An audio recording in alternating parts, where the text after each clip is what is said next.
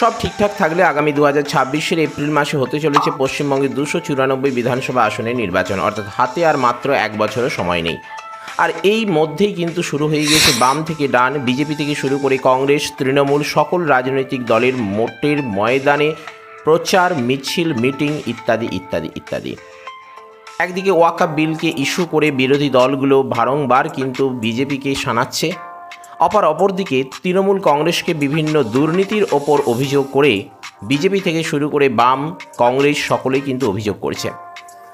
এমন একটা জায়গায় দাঁড়িয়ে তৃণমূল কংগ্রেস যেখানে চাকরি দুর্নীতি থেকে শুরু করে রেশন দুর্নীতি, নিয়োগ দুর্নীতি থেকে শুরু করে সমস্ত কিছুতেই দুর্নীতিতে জর্জরিত হয়ে গিয়েছে।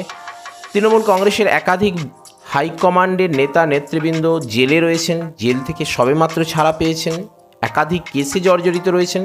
আবার অপরদিকে বিজেপি ক্রমশ নিচের দিকে নেমে যাচ্ছে। অন্যান্য রাজনৈতিক দল এখানে ততটা কিন্তু গুরুত্বপূর্ণ সক্রিয় না হলেও বিজেপির মধ্যে যতটা সক্রিয়তা দেখা যায়, কিন্তু গত নির্বাচন 2021-এর তুলনায় কিন্তু আরও তারা ক্রমশ নিম্নমুখী। এরকম একটা জায়গায় দাঁড়িয়ে যেখানে রেশন দুর্নীতি, চাল দুর্নীতি থেকে শুরু করে নিয়োগ দুর্নীতি, সমস্ত কিছুতেই কাটমানি ইত্যাদি একাধিক অভিযোগে অভিযুক্ত বর্তমানের শাসক দল, অপরদিকে বিজেপি যারা কিন্তু বারংবারভাবে কিন্তু এখানে এককভাবেই লড়ে আসছে, এবারেও কিন্তু তারা এককভাবেই লড়বে, কেননা এখানে তাদের জোটের শরিক দল পাওয়া খুবই কঠিন। বাম দলকে নিয়ে কোনো কাজ হবে না, কংগ্রেসকে নিয়ে কোনো রকম উপকারে আসবে না বিজেপির পক্ষে। যদিও তৃণমূল কংগ্রেস নাকি এবারে কংগ্রেসের সঙ্গে জোটবদ্ধভাবে এবারের নির্বাচনে লড়তে চলেছে বলে কিছু কানাফুসি শোনা যাচ্ছে।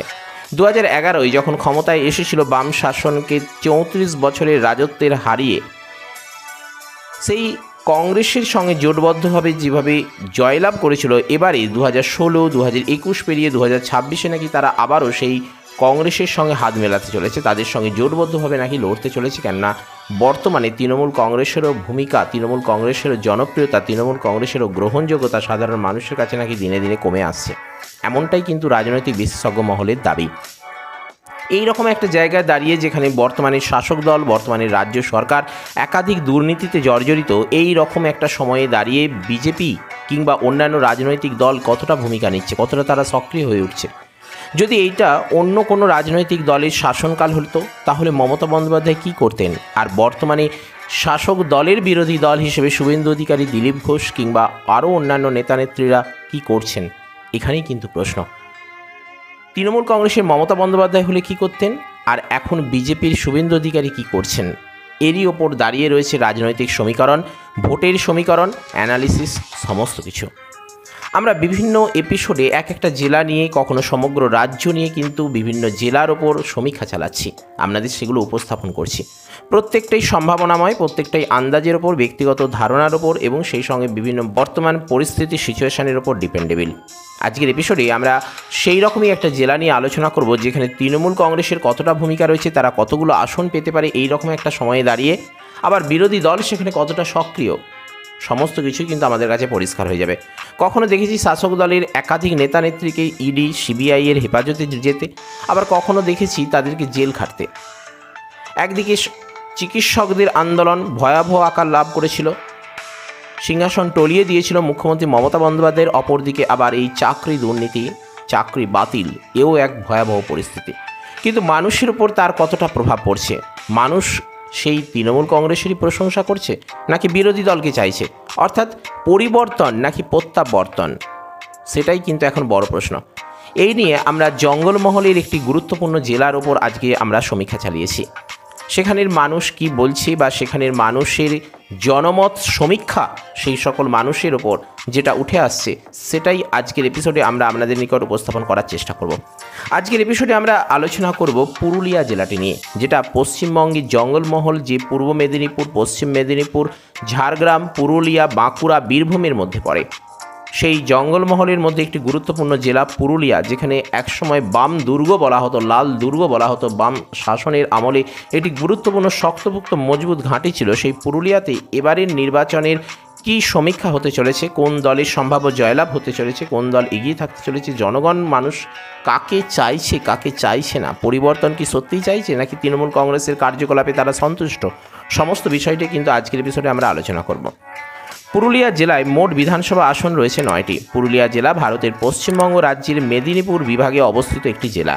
এই জেলার সদর শহর হলো পুরুলিয়া। এই জেলার পূর্ব সীমান্তে বর্ধমান, বাঁকুড়া, ঝাড়গ্রাম জেলা এবং অপর 3 দিকেই কিন্তু ঘিরে রয়েছে ঝাড়খণ্ড রাজ্য, অর্থাৎ পশ্চিমবঙ্গের সীমান্তবর্তী জেলা এই পুরুলিয়াতে। তৃণমূল কংগ্রেসের কলকাতা থেকে তৃণমূল কংগ্রেসের এই প্রভাব পুরুলিয়াতে কতটা পৌঁছেছে, সেখানকার মানুষ, তাদের ইনফ্রাস্ট্রাকচার, তাদের পথঘাট, তাদের জীবন রোজগার জীবিকা কি বলছে।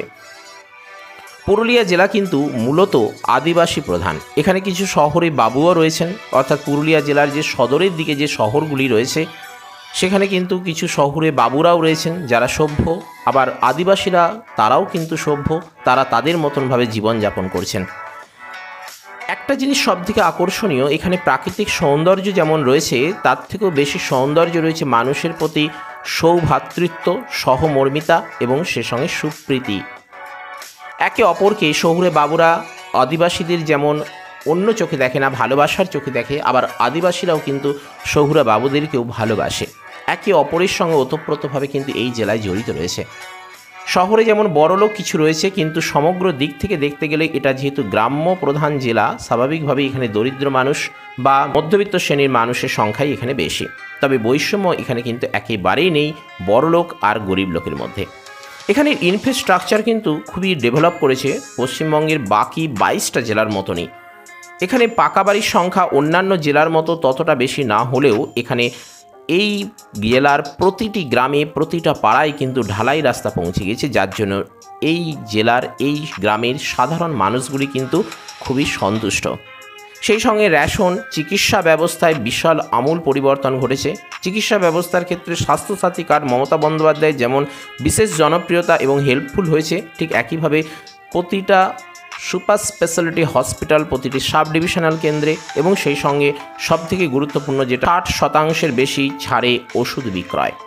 সমস্ত দিক থেকেই কিন্তু এখানের মানুষ খুবই সন্তুষ্ট বলা চলে।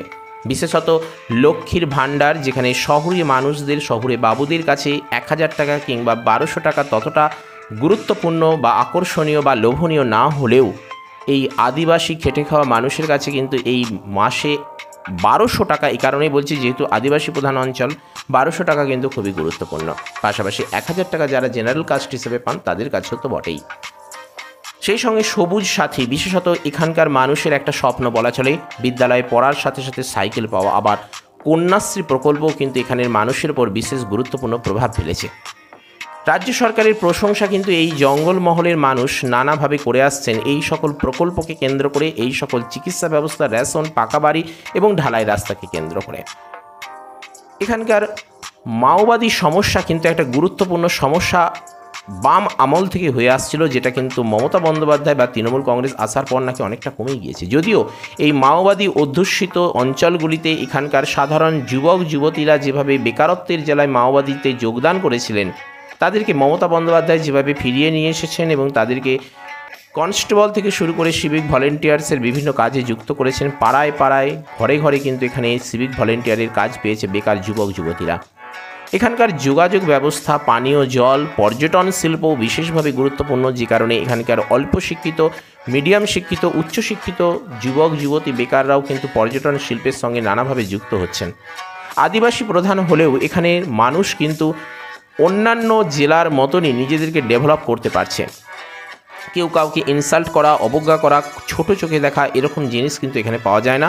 প্রাকৃতিক সৌন্দর্যের পাশাপাশি মানুষের সুব্যবহারও এখানে বিশেষভাবে লক্ষ্য করা যায়। পুরুলিয়া জেলার লোকসভার ইতিহাসটা যদি আমরা দেখি তাহলে দেখতে পাবো যে 2024-এ এখানে জ্যোতির্ময় সিং মাহাতো 5,78,489 ভোট পেয়ে তৃণমূল কংগ্রেসকে নয় বরং বিজেপিকে জয়ী করেছিল 40.34% করে। 2019-এর নির্বাচনেও ঠিক একইভাবে জ্যোতির্ময় সিং মাহাতো 6 লক্ষ অর্থাৎ 1 লক্ষ বেশি ভোট পেয়েছিলেন 68,107 অর্থাৎ 49.03% করে বিজেপিকে জয়ী করেছিলেন। আর 2014 সালে কিন্তু এখানে তৃণমূল কংগ্রেস লাস্ট জয়ী হয়েছিলেন। ডক্টর মৃগাঙ্ক মাহাতো 4,68,277 ভোট পেয়েছিলেন। এখন বিষয় হলো যে 2009 এখানে AIFB অর্থাৎ অল ইন্ডিয়া ফরওয়ার্ড ব্লক সিপিএমের দল কিন্তু এখানে জয়ী হয়েছিল নরসিংহ মাহাতো। 2009 সালের পর থেকে তৃণমূল কংগ্রেস 2014 সালে অর্থাৎ ক্ষমতায় আসার পর প্রথম লোকসভা নির্বাচনে তারা জয়ী হয়েছিল এবং তারপর 2019, 2024 সদ্য যে অষ্টাদশতম লোকসভা নির্বাচন হলো ভারতের বুকে, সেখানেও কিন্তু বিজেপি এখানে জয়ী হয়েছে। তাহলে এখানে তৃণমূল কংগ্রেসের ভূমিকা কতটা? এখানের মানুষ তো তৃণমূল কংগ্রেসের উপর সন্তুষ্ট, কিন্তু ভোট দেওয়ার সময় সমীকরণটা একেবারে বদলে যায়। এবারেও কি তাহলে সেই পরিবর্তন হবে, নাকি তৃণমূল কংগ্রেসের উপরই মানুষ ভরসা রাখবে? সেটাই এখন প্রশ্ন। সেই বিষয় খোঁজার জন্যই আজকের আমাদের সমীক্ষা, আজকের অ্যানালিসিস, আজকে আপনাদের কাছে উপস্থাপনা। 2026 বিধানসভার লড়াই হবে কিন্তু মূলত দ্বিপাক্ষিক, যার একদিকে থাকবে তৃণমূল কংগ্রেসের মমতা বন্দ্যোপাধ্যায়, অপরদিকে থাকবেন বিজেপি নেতা শুভেন্দু অধিকারী। শুভেন্দু অধিকারী কিন্তু এখানে জনপ্রিয়তা মমতা বন্দ্যোপাধ্যায়ের তুলনায় অনেকটাই বেশি, সেটা কিন্তু অস্বীকার করার উপায় নেই। পুরুলিয়া জেলার একটি গুরুত্বপূর্ণ বিধানসভা কেন্দ্র হলো বান্দোয়ান বিধানসভা আসন, যেটি 238 নম্বর বিধানসভা আসন 294টি বিধানসভা আসনের মধ্যে। বাঁকুড়া লোকসভা কেন্দ্রের অন্তর্গত এসটি অর্থাৎ আদিবাসী অধ্যুষিত বা শিডিউল ট্রাইব বা শিলি উপজাতিদের জন্য সংরক্ষিত এই আসনটিতে 2021 সালে তৃণমূল কংগ্রেসের হয়ে রাজীব লোচন সরেন ভোটে দাঁড়িয়ে 1,12,183 ভোটে জয়ী হয়েছিলেন 47.07% করে। বিরোধী দলের তুলনায় 18,885 ভোট বেশি পেয়েছিলেন। কিন্তু 2016 সালে তৃণমূল কংগ্রেসের রাজীব লোচন সরেনও এখানে জয়ী হয়েছিলেন। সেই একই প্রার্থী 1,04,323, মার্জিন 20,307। 2011 সালে কিন্তু সিপিআইএম এখানে জয়ী হয়েছিল 87,183 ভোটে 48.38% করে সুশান্ত বেসরা। 2026 কিন্তু এখানে তৃণমূল কংগ্রেসের রাজীব লোচন শর্মাকে যদি দাঁড় করানো হয়, তাহলে কিন্তু তিনি 2016, 2021 ন্যায় 2026-এও কিন্তু জয়ী হওয়ার সম্ভাবনা বেশি দেখা যাচ্ছে। কেননা লোকসভা নির্বাচনের তুলনায় এখানে বিধানসভা ভোটে কিন্তু লড়াইটা হবে হাড্ডাহাড্ডি। সেই একই প্রার্থী যদি এখানে প্রার্থী হন এবং তার হওয়ার সম্ভাবনাই বেশি রয়েছে রাজীব লোচন সরেনের, এবং সেক্ষেত্রে কিন্তু এখানে যেভাবে তিনি 2016, 2021 মার্জিন করেছেন 1 লক্ষেরও বেশি ভোটে, এবারে কিন্তু তার জয়ের সম্ভাবনাই বেশি দেখা যাচ্ছে। বলরামপুর বিধানসভা আসনটি 239 নম্বর বিধানসভা আসন এবং এখানে বানেশ্বর মাহাতো বিজেপি থেকে কিন্তু জয়ী হয়েছিলেন, কিন্তু মার্জিন ছিল খুবই কম, মাত্র 273। লক্ষ্য করুন, মাত্র 273 মার্জিন করেছিলেন। তাহলে এবারে কিন্তু লড়াইটা অনেকটা হাড্ডাহাড্ডি হয়ে যাবে। একদিকে ক্ষমতা দখলের লড়াই, অপরদিকে নতুন করে ক্ষমতা প্রতিষ্ঠার লড়াই। 2016 সালে এখানে তৃণমূল কংগ্রেসের শান্তিরাম মাহাতো মাত্র মার্জিন করেছিলেন দেখুন 10,204। যদিও 2021-এর তুলনায় 2016 মার্জিনটা তৃণমূল কংগ্রেসের বেশি ছিল, কিন্তু তথাপি লড়াই কিন্তু খুব হাড্ডাহাড্ডি। মার্জিন কিন্তু 10,000 মানে খুব বেশি নয়। 2011-তে কিন্তু সেই শান্তিরাম মাহাতোকেই এখানে প্রার্থী করা হয়েছিল, তিনি এখানে মার্জিন তবে একটু বেশি করেছিলেন, 43.79% করেছিলেন। 2024-এ শান্তিরাম মাহাতো কিন্তু এখানে জয়ী হয়েছেন এই আসন থেকে। 2026-এ হাড্ডাহাড্ডি লড়াই হবে অল ইন্ডিয়া তৃণমূল কংগ্রেস আর বিজেপির মধ্যে। কে জিতবে সেটা কিন্তু বলা খুবই কঠিন। 3 নম্বর বিধানসভা আসনটি হলো বাগমুন্ডি বিধানসভা আসন, 240 নম্বর বিধানসভা আসন, রাজ্যের মোট 294টি বিধানসভা আসনের মধ্যে। পুরুলিয়া লোকসভা কেন্দ্রের অন্তর্গত সুশান্ত মাহাতো এখানে তৃণমূল কংগ্রেসের হয়ে জয়ী হয়েছিলেন, 13,735 ভোট মার্জিন করেছিলেন, 36.37% প্রাপ্ত ভোট, 75,245। 2016 সালে কিন্তু ইন্ডিয়ান ন্যাশনাল কংগ্রেসের নেপাল মাহাতো এখানে জয়ী হয়েছিলেন 8,587 ভোট মার্জিন করে। 2011 সালেই সেই নেপাল মাহাতোই কিন্তু এখানে জয়ী হয়েছিলেন 49% করে। তবে 2024-এ সব কিছু পরিবর্তন ঘটিয়ে বিজেপির আশুতোষ মাহাতো এখানে জয়ী হলেন 11,240 মার্জিন করে। তার প্রাপ্ত ভোট ছিল 83,393। এবারে কিন্তু অল ইন্ডিয়া তৃণমূল কংগ্রেস আর বিজেপির মধ্যে এখানে দ্বিপাক্ষিক লড়াই হলেও এখানে বিজেপি জয়লাভের সম্ভাবনাই বেশি রয়েছে। পরবর্তী বিধানসভা আসন হলো জয়পুর বিধানসভা আসন, 241 নম্বর বিধানসভা আসন। নরহরি মাহাতো বিজেপির তরফ থেকে এখানে জয়ী হয়েছিলেন 12,102 ভোটে। 2021-এর কথা আমরা বলছি, কিন্তু 2016-এ এখানে শান্তিপদ মাহাতো 8,763 ভোটের মার্জিন করে তৃণমূল কংগ্রেসকে জয়ী করেছিলেন। আর AIFB All India Forward Bloc এখানে 2011 সালে ধীরেন মাহাতো জয়ী হয়েছিলেন। অর্থাৎ আমরা যেটা দেখতে পাচ্ছি 2011-এ সিপিএম, 2016-এ তৃণমূল, আবার 2021-এ বিজেপি জয়ী হয়েছিলেন। তাহলে 2024 আবার দেখুন শান্তিরাম মাহাতো এখানে লোকসভা নির্বাচনের বিধানসভা ভিত্তিক ফলাফলে দেখতে পাচ্ছি তৃণমূল কংগ্রেস এখানে জয়ী হয়েছে। তাহলে এখন বিষয়টা কী দাঁড়াচ্ছে যে বিজেপি নাকি তৃণমূল? দেখুন, লোকসভা ভোটেই জয়লাভ করেছে তৃণমূল কংগ্রেসের শান্তিরাম মাহাতো, কিন্তু লোকসভা ভোটে জয়লাভ করলেও বিধানসভায় যে তিনি জয়লাভ করবেন এটা মোটেই নয়। এখানে লোকসভায় জয়লাভ করলেও বিধানসভাতে তার জয়লাভের সম্ভাবনা 50% নেমে যায়। সে কারণে এখানে বিজেপি জয়লাভের সম্ভাবনা একটা বেশি রয়েছে, যেহেতু এখানে গতবারের নির্বাচনে তার জয়লাভ হয়েছিল। তবে এবারেও তৃণমূল কংগ্রেস হাড্ডাহাড্ডি লড়াই করবে, কিন্তু বিজেপি জয়লাভের সম্ভাবনাই বেশি। পুরুলিয়া বিধানসভা আসনে কিন্তু বিজেপি জয়লাভ করে রয়েছে 2021 সালে, আর 2016তে এখানে ইন্ডিয়ান ন্যাশনাল কংগ্রেসের সুদীপ কুমার মুখোপাধ্যায় 4911 ভোটে জয়ী হয়ে রয়েছিলেন। 2011 সালে কিন্তু সেই তৃণমূল কংগ্রেস ক্ষমতায় এসেছিল এখানে জয়লাভ করে। আর 2024 লোকসভা নির্বাচনে বিধানসভা ভিত্তিক ফলাফলে দেখছি জ্যোতির্ময় সিং মাহাতো এখানে বিজেপির তরফ থেকে 22,000 অর্থাৎ মানে এখানে মার্জিন কিন্তু খুব ভালো করেছিলেন। এবং এখানে 2026 এখানে নির্বাচনে কিন্তু সুদীপ কুমার মুখোপাধ্যায়কে যদি বিজেপির তরফ থেকে প্রার্থী করা হয় তাহলে তার জয়লাভের সম্ভাবনাই বেশি রয়েছে। মানবাজার বিধানসভা আসনটা লক্ষ্য করুন, 243 নম্বর বিধানসভা আসন, এটা এসটিদের জন্য সংরক্ষিত। সন্ধ্যা রানী টুডু এখানে 1,23,169 ভোটে জয়ী হয়েছেন, খুব ভালো রেজাল্ট করেছেন। আর এখানে তৃণমূল কংগ্রেস জয়ী হয়েছে খুব ভালো মার্জিন করে। 2016 সালেও এখানে সেই সন্ধ্যা রানী টুডু অল ইন্ডিয়া তৃণমূল কংগ্রেসের পক্ষ থেকে 9,675 ভোটে মার্জিন করেছেন। 2011 সালেও সেই সন্ধ্যামণি টুডুকে বা সন্ধ্যা রানী টুডুকে এখানে প্রার্থী করা হয়েছিল, জয়লাভ করেছেন। এবং এখানে তৃণমূল কংগ্রেস কিন্তু দেখুন 2024 লোকসভা নির্বাচনে বিধানসভা ভিত্তিক ফলাফলেও কিন্তু একই রয়েছে। এবং 2026 এখানে যদি সন্ধ্যা রানী টুডুকে প্রার্থী করা হয় তাহলে কিন্তু তৃণমূল কংগ্রেসের জয় নিশ্চিত।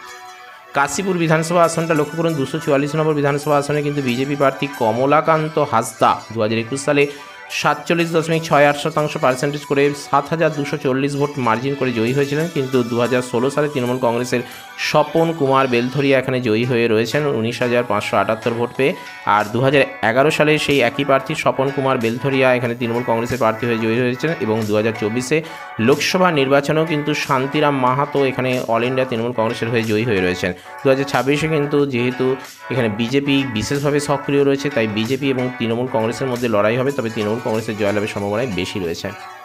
পুরুলিয়া জেলার পাড়া বিধানসভা আসন 245 নম্বর বিধানসভা আসনটি এসসিদের জন্য সংরক্ষিত। নদিয়ার চাঁদ বাউরি বিজেপির তরফ থেকে এখানে 3,944 ভোটে মার্জিন করে জয়ী হয়ে রয়েছেন। 2016 সালে কিন্তু উমাপদ বাউরি তৃণমূল কংগ্রেস থেকে জয়ী হয়েছিলেন, বিজেপির পক্ষ থেকে জয়ী হয়ে রয়েছেন। 2016 সালে কিন্তু উমাপদ বাউরি অল ইন্ডিয়া তৃণমূল কংগ্রেসের পক্ষ থেকে জয়ী হয়ে রয়েছেন। আর 2011 সালে জয়ী হয়েছিল ইন্ডিয়ান ন্যাশনাল কংগ্রেসের উমাপদ বাউরি, অর্থাৎ ইন্ডিয়ান ন্যাশনাল কংগ্রেস থেকে উমাপদ বাউরি 2011 সালে জয়লাভের পর তাকে দল ভাঙিয়ে তৃণমূল কংগ্রেস নিয়ে আসে এবং সেখানেও জয়লাভ করে, কিন্তু 2021 সেটা আর সম্ভব হয়নি।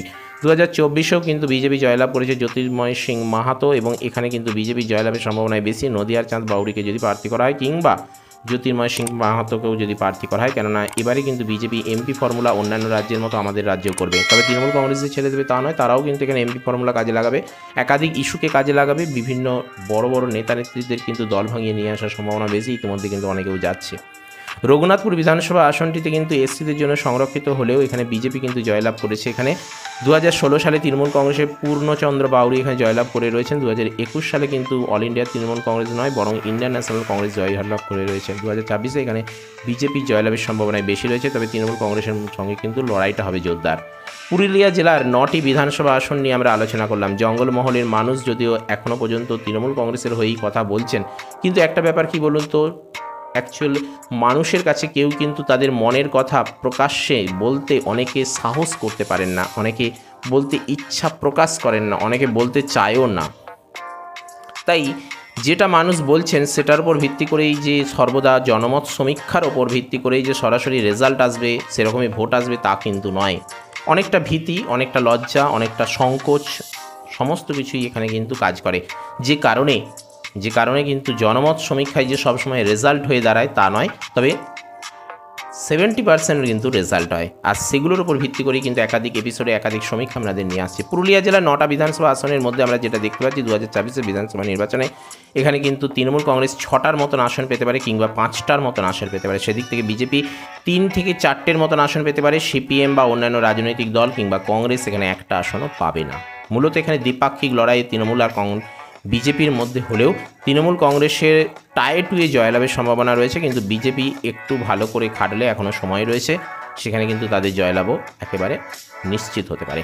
তো এই ব্যাপারে আপনাদের কি মনে হচ্ছে বা আপনাদের কি ধারণা, আপনাদের কি অ্যানালিসিস, আপনাদের কি বক্তব্য, সেটা নির্দ্বিধায় কমেন্ট বক্সে জানাতে ভুলবেন না। সেই সঙ্গে ভিডিওটিকে লাইক করার পাশাপাশি প্রয়োজনদের সাথে শেয়ার করবেন এবং চ্যানেলে নতুন এসে থাকলে কিংবা পুরনো ক্যান্ডিডেট এখনও পর্যন্ত সাবস্ক্রাইব করে না থাকলে অবশ্যই সাবস্ক্রাইব করে অল নোটিফিকেশানটি অন করবেন, কেননা আপনাদের উৎসাহই আমাদের এগিয়ে চলার একমাত্র পাথেয়। রাজ্য রাজনীতির পাশাপাশি কেন্দ্রীয় রাজনীতি এবং ইলেকশন সম্পর্কিত যাবতীয় আপডেট পেতে চ্যানেলটিকে সাবস্ক্রাইব করে অল নোটিফিকেশানটি অবশ্যই অন করে রাখুন। তো চলুন আজ আপাতত এ পর্যন্তই। নমো টুডে, দেখা হচ্ছে পরের এপিসোডে। জয় হিন্দ, বন্দে মাতরম।